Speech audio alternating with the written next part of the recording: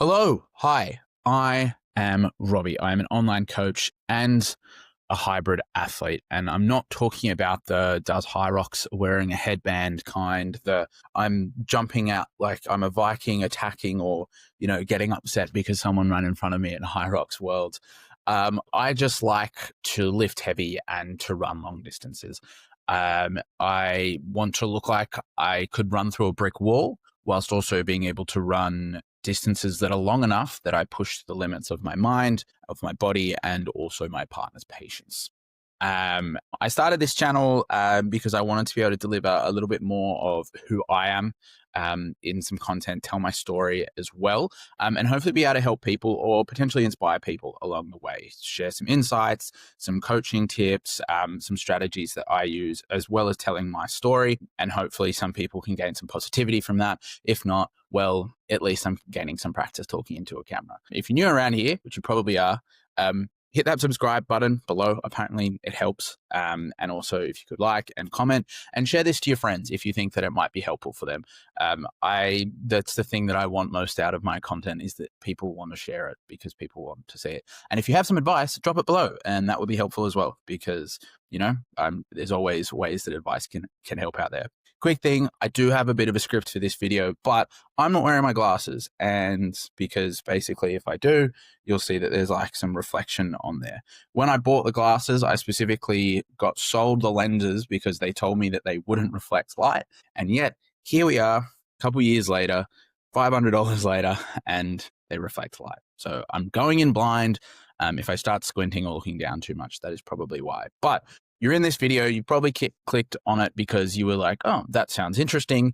And the reason you're here is to find out why I, a 28-year-old, is on TRT, Testosterone Replacement Therapy. Not steroids. There is a difference, although I guess technically testosterone is an anabolic steroid because I am prescribed it by a doctor and I have a low dose that is a medical dose. It is a replacement dose. I am not on steroids. I do have to stick a needle in myself 3 times a week. Although sometimes my girlfriend does it for me because she's very helpful. But yeah, so technically I'm not on steroids. But I do have to pin myself with testosterone. Mostly I believe that it's, this is just me catching up. I'm not getting an unfair advantage. It's just me catching up. In my coaching business, which is called the Strength and Performance Collective, I coach men to reclaim their body, their energy, and their confidence so they can go from stuck to self-mastery and do some extraordinary things that they probably didn't think were possible on the way. I myself have done 1 half Ironman, 1 ultra marathon.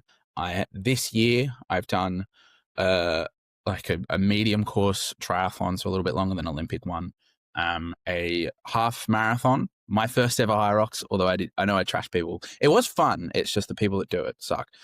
And I actually have a marathon coming up in 3 days. It's Thursday. The Sydney Marathon is on Sunday. Technically, it's my first ever marathon. And then I have another triathlon towards the back end of the year. And then hopefully getting back into some longer course triathlons next year and going forward. So this all started, my coaching business, everything where I am now, is part of my own journey. So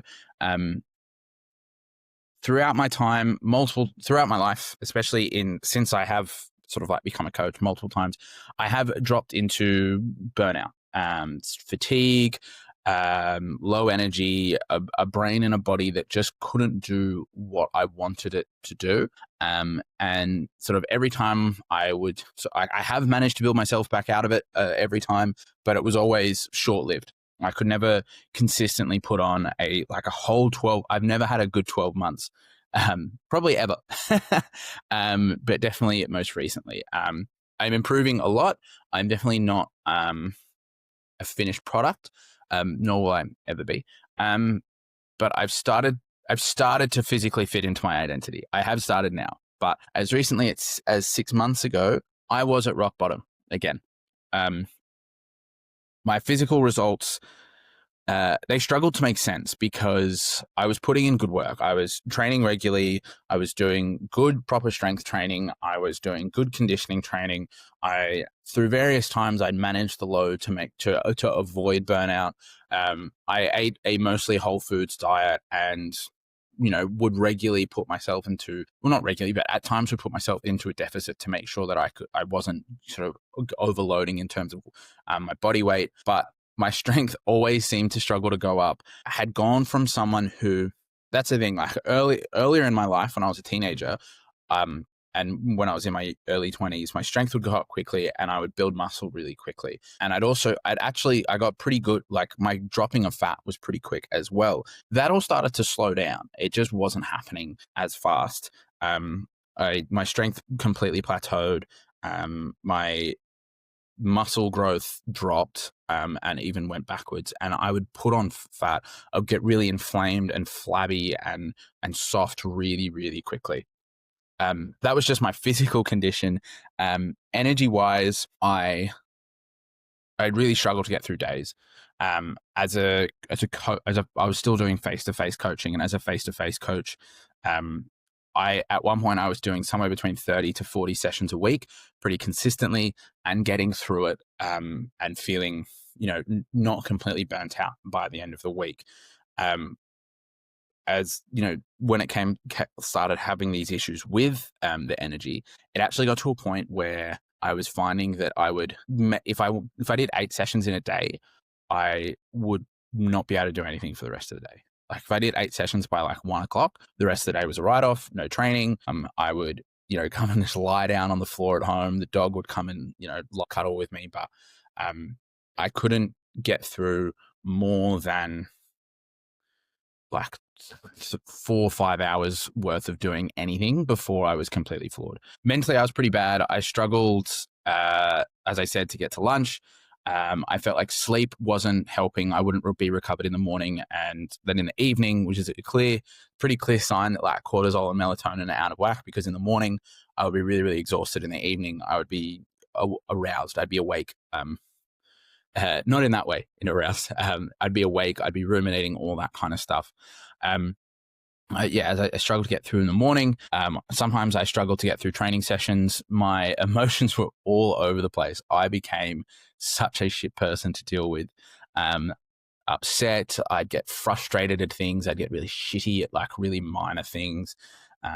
If someone accelerated past me in traffic, I'd get upset at them, let alone if my partner didn't clean up after dinner. My brain was foggy. I struggled to recall words. And sometimes I genuinely feel like I'd like lost the ability to be around other people. Like there was a time where I was like, is this what it feels like to have autism? Like, I'm not saying that to make fun of people that do have it, but I struggled to communicate at a level that I genuinely felt like there's a block here. I was anxious, I was depressed, I was exhausted, and just unable to communicate. It does sound pretty, like, if it sounds pretty awful, it was worse. Now, I have had this conversation with people recently, and this is a little bit of a sidetrack. Kind of like told them what I was going through, and they kind of struggled to comprehend it, because a lot of the time, the things that I was doing that were right were the same things that they were doing, and they couldn't quite understand that potentially what they were doing was working for them, because like, not that they had an advantage or anything like that, but they were in a good position, and therefore they ticked these boxes and that got the result. Like, it's sometimes for people that have like, yes, they may have started from somewhere bad and then got somewhere good, but there's other aspects to the way that our body works and our biochemical processes that sometimes can make things harder for certain people. Now, I'm not saying that every time someone struggles to lose weight, the first thing we should talk about is hormones. I'm saying that if someone has tried and tried and tried and are not seeing the results, the ability to keep trying is going to go down, because it's tough to keep going when you think you're doing as much as possible, as much as you can, and it's all the right things, and other people are telling you to do it, and other people are getting results from doing the same thing, but you're not getting a result. Or potentially things are getting worse. And like, it is understandable, and it's why I'm loath to yell the words calorie deficit at people when they want to feel some weight loss. And it's because things can get in the way, and you can do some pretty lasting damage to your nervous system and your ability to deal with stress and the way that your body produces hormones. You can do some lasting damage to it if you are not coached properly or go through things properly. And it is a touchy subject because I don't want to go all the way to the other side where people just go like, oh, just super, super soft, do whatever you want. And, it doesn't matter whether you get the result or not. Like, you want to be as healthy as possible, but sometimes your body is not going to be working for you. And I'm an example of that.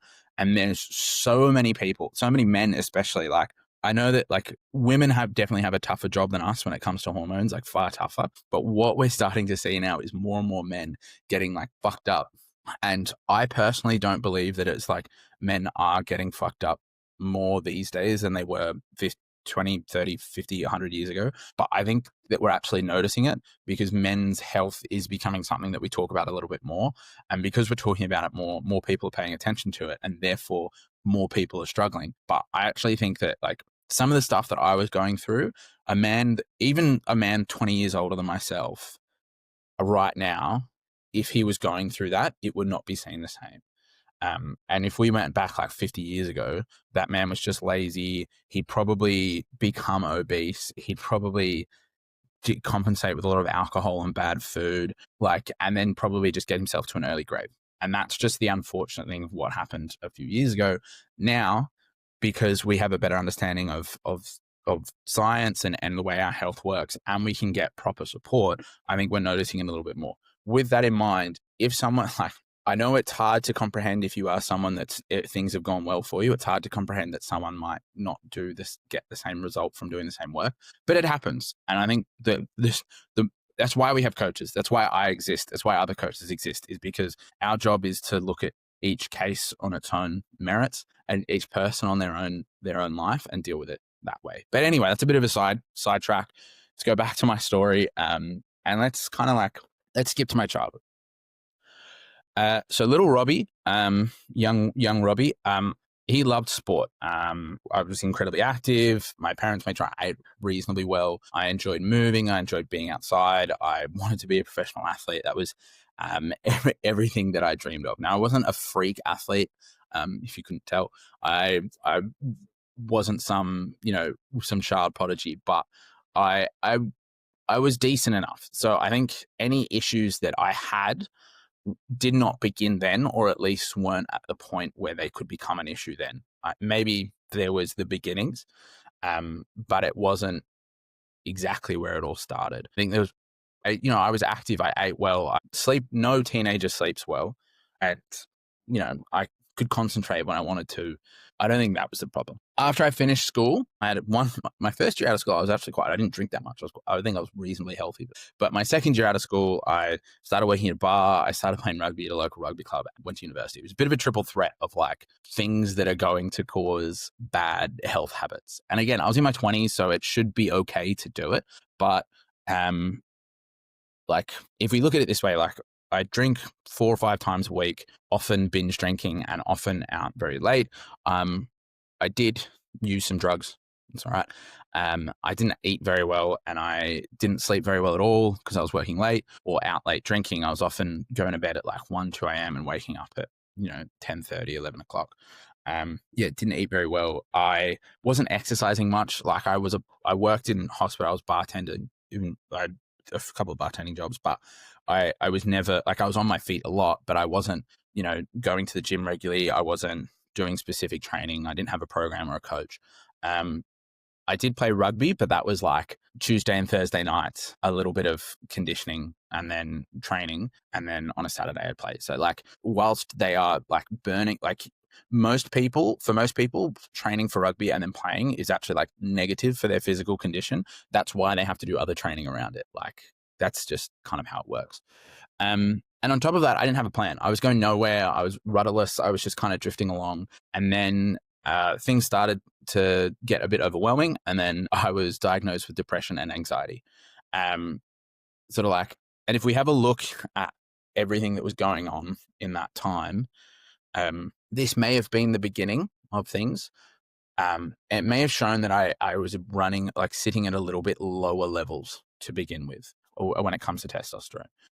Because one of the things when it comes to our testosterone levels in guys is that low levels of testosterone are linked to things like depression, to anxiety, to poor sleep, poor health outcomes. It's all linked. It's touching there. And I don't think at the time I had an issue specifically with testosterone, but I think if you look at all those lifestyle factors and you package them all together, it's not going to have a positive impact on your T levels. It's going to drop them. And if you're someone that naturally sits with quite a high level and it drops it, you're still going to be at a reasonable level. If you're, which is why you see some people are like not as impacted by alcohol.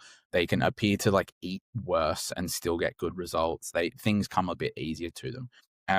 But if you take someone who's at like a medium level and then you put all those negative lifestyle factors in, it's going to drop it down and they're going to see some negative impact from it. And again, someone's at a low level, we put the package out, put it in. Now, I don't know because I didn't have any blood tests at the time and it wasn't something I was thinking about. So I can't make a diagnosis based off, I can't bro science my way into a story there, but it wouldn't be surprising. But for now, let's just leave it there. But when I was diagnosed with mental illness, I wasn't asked about my eating, my exercise. I was asked about my sleep, but it's not seen as a symptom. It's seen as a cause, if that makes sense. I wasn't asked about where I was going in life. I wasn't asked about whether I had any goals. I wasn't asked about, did I spend much time in the sun or, how was I going about my life? It just, it was just, I feel like shit. This is how I feel. You have depression. Cool. I didn't really know what to do at the time. I wasn't sure how I should react to it. I was put on antidepressants and referred to a psychologist. Now, I'm not going to sit here and bag either of those. I think that maybe there were some other things that I should have been encouraged to do before I got sent down that path. I think antidepressants, which are not happy meds, and they shouldn't be happy meds, but they do numb. That's kind of the point of them. And it's so that you don't feel depressed, which if you're someone that's like, close to the line, it can stop moving in that way. And it gives you an opportunity to treat it in a better way. The psych just wasn't the right psych for me. And I don't think what I needed was to talk about what I was going through. I think what I needed was somewhere to, like, a path to go on and to build on it there. And eventually I found it myself, but we'll get to there. I'm not trashing those methods. I just think they have to be used at the right time. And I also don't think it's useful for creators that aren't mental health workers to talk badly about them. Anyway, let's move on back to the story. Let's skip forward a couple of years. So I was diagnosed with depression in 2017. So let's get forward to beginning of 2020. I started working in fitness. I worked in an F45. And I was a lot healthier. So during that first COVID lockdown, I really nailed it on my nutrition. I didn't drink. I exercised twice a day. Plus also we were doing online classes. I was probably exercising more. I was exercising a lot, probably more than I was actually working. I was sleeping better. I was feeling better. I built kind of like a goal, a path that I wanted to go down. Plus I was at uni, so I was learning too. And I was at home. So I was in my parents' place, didn't have a whole lot of stress. And I was making some better decisions. So I could start to see a future and things started to come up. And it built me up and I started to feel really good and I started to progress and make positive choices. And I noticed I was becoming a lot more resilient and bad things would happen and I'd be able to overcome them. And I would, I had my last job was, the gym I was working at. It wasn't the best environment, but I was able to ride that wave and managed to, had some not great things happen to me, and I managed to just push past them and make good of a situation, and ended up working as a personal trainer and running my own business. Eventually got me to the point where I felt like I wanted to tackle a physical challenge, and the first one was my first ever triathlon, which was the half Ironman I did in Cairns in 2022. And it was such a great moment. I felt amazing. People always talk about how like positive they feel, but you can't really understand it until you do one for the first time. And Cairns was such a lovely place to do it. And I felt awesome. And I just assumed that the next step, I had caught the endurance bug, but I assumed the next step was to go just do an Ironman, like a full one, because there's no point in doing anything in the middle there. So I signed up for a full Ironman a couple of weeks after finishing, and everything was go forward. I hired a coach there are some less than ideal triathlon coaches out there. Probably wasn't the best coach, just a programmer. I bit off more than I could chew, and I found that out reasonably quickly. I think the first thing was that I realized that, like, I was training about I was working about 40 hours a week, plus training another 20, plus trying to launch my online business, working in the morning, working in the evening. Like it started to really, really build up. And I also, like, I went on two rugby trips, which were both drinking trips, but rugby trips, in the space of 3 weeks. And then I decided it would be a really, really good idea to do my first ever ultra marathon, which was 60 kilometers off of no training, in the middle of that period. Yeah, I did actually think it was a good idea at the time. I thought I was a real Ned Brockman or David Goggins. And this is probably where things started to go wrong. Is where I saw kind of like a downhill. For the first time, had to stop in the middle of a run because I couldn't finish it. And I was like, this isn't good. And then I noticed that, like, I was struggling with energy, and it was finding it difficult to concentrate, and I wasn't making decisions like I normally would. And it was definitely impacting my work and my relationships. So I thought, all right, maybe now it's not the right time for the Ironman. Maybe I should just push it back. Like, I'll still do one in the future, but now it's not, whilst I'm doing face-to-face coaching, it's probably not the best idea. So I took a break from kind of like the heavy training, and I thought, now it's time to just build things back up. Let's get stronger. Let's get fitter. Let's, work on the business and become, get known for what I do and just to become really good at it. I went and played some rugby. I traveled a little bit, and things were looking up. And then there was like one Monday where I woke up with like a splitting headache.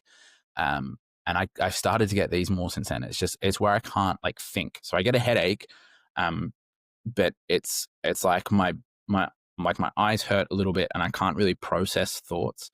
So I can't really do anything at all because I can't. It's hard to work.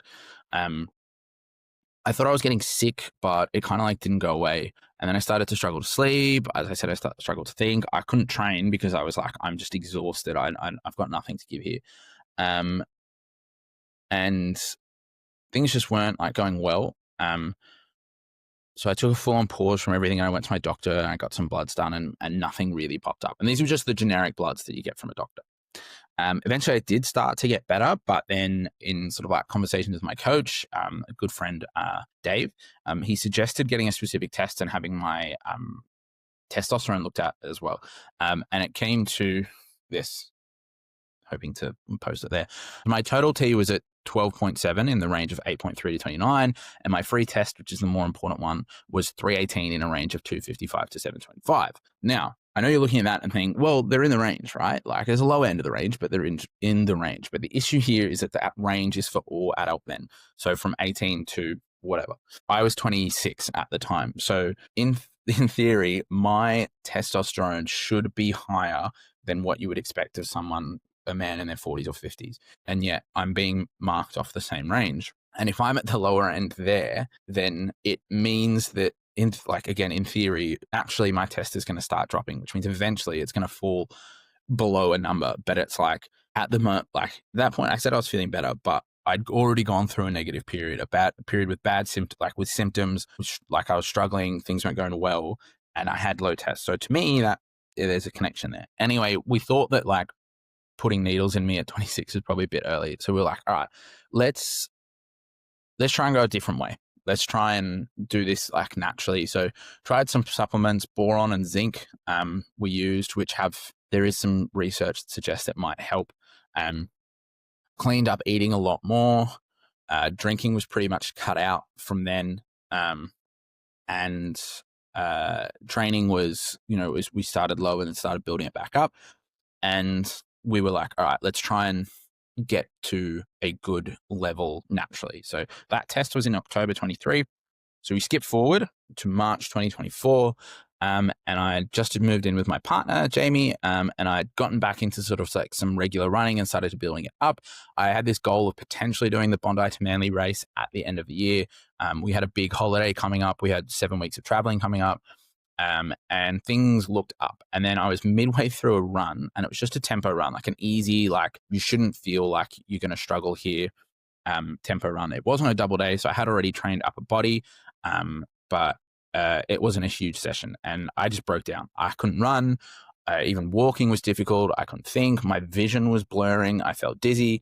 And I was like, this isn't good. So I obviously stopped running, and I was lucky to be near enough a at like a cafe, and I sat down and got some food. I had like a sandwich, and then I kind of like walked back to the car and sort of like got myself together and got home. And I felt like at first I was like, that's pretty silly that you let that happen. Like, you should be eating better than that before I'm like, pretty silly of me to get to that point. But then like later I was thinking, like, I remembered how, like, what the run was at. And I was like, yeah, I shouldn't have been feeling that way. I shouldn't have had that reaction. Even if I was completely fasted, I shouldn't have had that result. And for days after, things were just like getting worse. So fatigue, it was brain fog. I was like dizzy. My behavior and emotions got like really weird. And I couldn't even run a kilometer. Like, I ran 1 kilometer and I sat down and I was like, I think I'm going to pass out. So training was again completely off the table. So again, I went to the doctor and I got some bloods done. My testosterone came back at 8.4 for total and free for 211. So if we think about those ranges that I spoke before, well, now I am at the very bottom of the range. And in fact, my free testosterone is below it. I got referred to an endocrinologist and his response was, it is not your testosterone. Now, I was pretty disappointed with this response. I felt like I hadn't been treated on my merits. I felt like he'd had an opinion on me as soon as I walked in the door. He saw, like, I was a personal trainer. He saw I was a guy in my 20s. I just felt like I was being judged for something else. He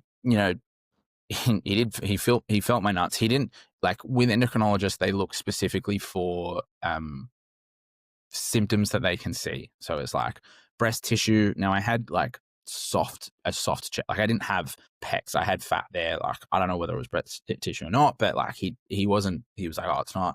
He felt my nuts. He was like, nuts feel fine. Weird.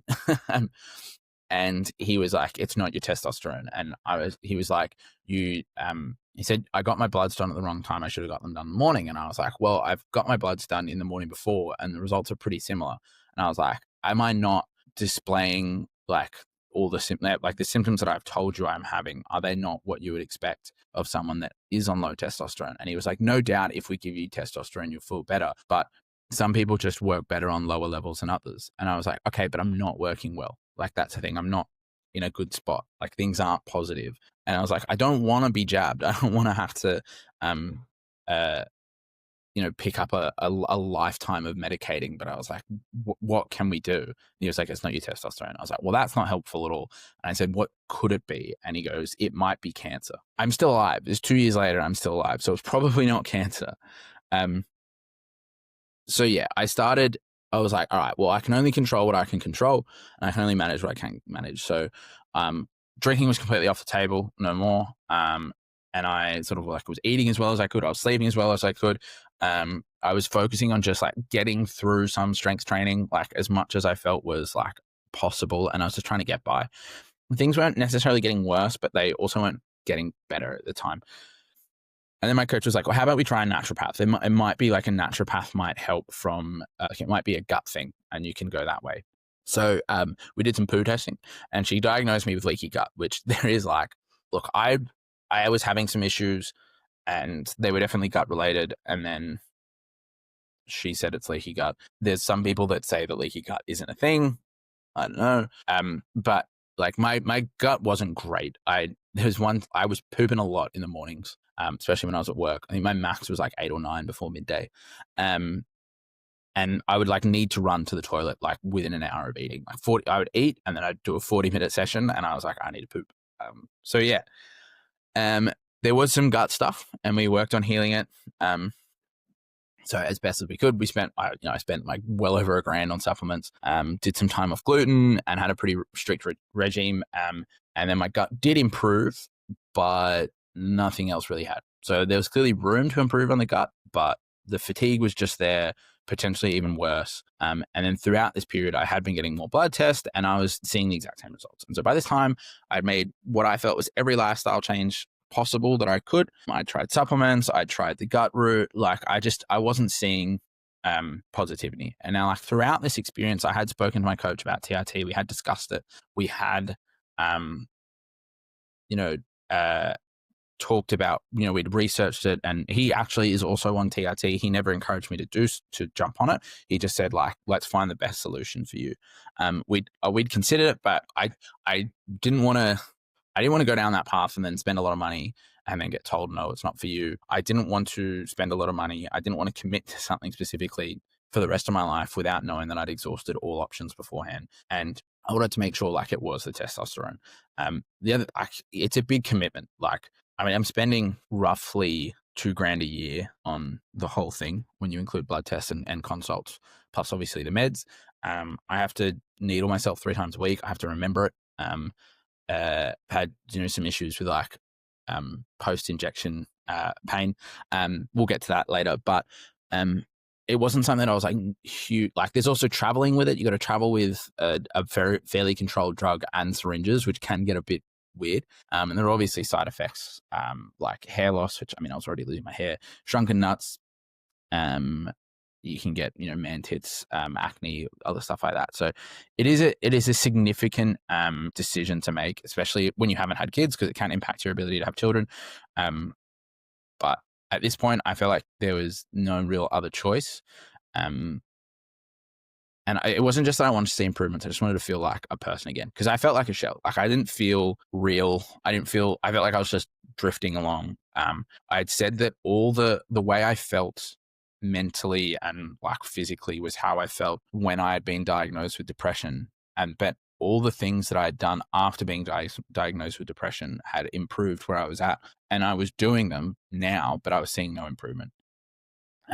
So after a long discussion with my coach and with my dad and also with my partner, Jamie, I took the plunge. So I submitted my bloods. They were passed by the clinic. And then I had a consult, was approved, and then I had a script prescribed. The testosterone, I ordered it. It was compounded because they have to compound. They don't store it. They have to compound it each individually. And then it was shipped to me all within about 3 weeks, which is pretty cool. I started on a Wednesday afternoon where Dave was the first person to put a needle in me. And I've been doing it 3 times a week ever since. And it's been just about 4 months. So I will do a video on the journey so far soon. But what I will tell you is that whilst TRT is not necessarily the option for you, and I would go as long as I would give up a year. I would literally take a year of trying other stuff before I went down that path, and trying to optimize every single other thing that you can. And anything that involves you, any treatment that involves you, like putting exogenous hormones into your body, I think needs to be done under a doctor's supervision. I think it'd be really silly to do it not under a doctor's supervision, and it should be done with properly compounded medications, so not going, some bathtub gear.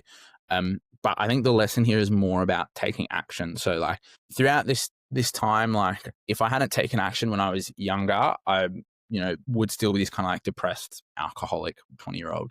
Or 28-year-old. If I hadn't taken action, I wouldn't have gotten to the finish line of the endurance races that I've done so far. If I hadn't taken action, I wouldn't have made the changes, the possible negative, like changes to the negative parts of my lifestyle to like mitigate or counter the impacts of the low testosterone. If I hadn't taken action, I wouldn't have actually gotten the right treatment for me, which I think is a big thing, because a lot of people will blame things like hormones or something that's like seemingly out of their control, and then say that nothing works for them, but then not actually go and get the support that they need, or they do go look for support, and when people test them and say no, it's not the thing, they don't follow up and they don't push forward. I think, I'm not saying you should go against like a doctor's advice, but I think you need to find a doctor that specializes in your specific case. And then I think you need to go from there. But even just having support, like I was super, super lucky that, look, my dad cared and he supported me, and we spoke a lot about this and we discussed it, and he always wanted what was best for me. And at times, we did argue about things, but it always came down to like, hey, we want the best for me. How are we going to get there? My partner supported me because she wanted the best for me. And I had like my coach, Dave, was not only did I have him, but through him, I had access to some really, really incredible people that were able to filter the information. And they weren't able to make any specific decision about me, but they were able to point me in the right directions to get the support that I needed. But I think the big thing is that I just refused to accept that was my lot. And I knew that there was something wrong, and I knew that we needed to improve it. I knew that there was a way to improve it. So again, It's not ideal for a 28-year-old to be on testosterone replacement therapy. Trust me, it's not something that you want to commit to.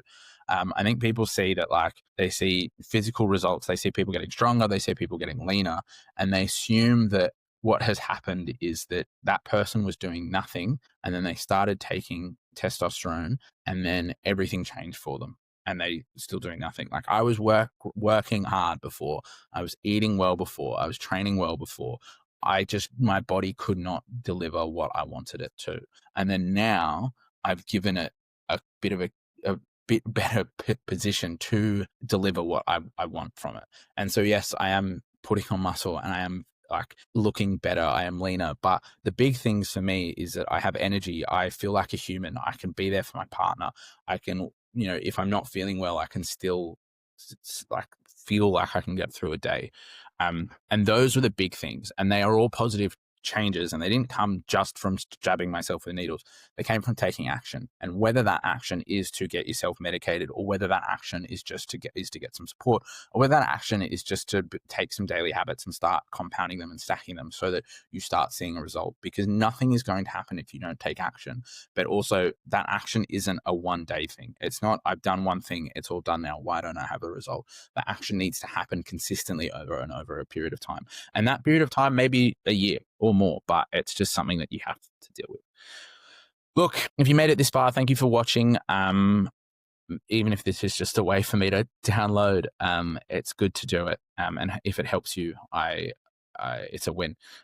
If you can, please hit that like button and subscribe to the channel. I know it's early days, but hopefully in the near future, I'll be able to deliver some nicer content, some better content, and apparently support on the channel is going to help me do that. So if you subscribe, if you share it, I think is a key thing, because likes and subscribes are good, but sharing it so that people watch it is better. And so if you can do that, that would be amazing.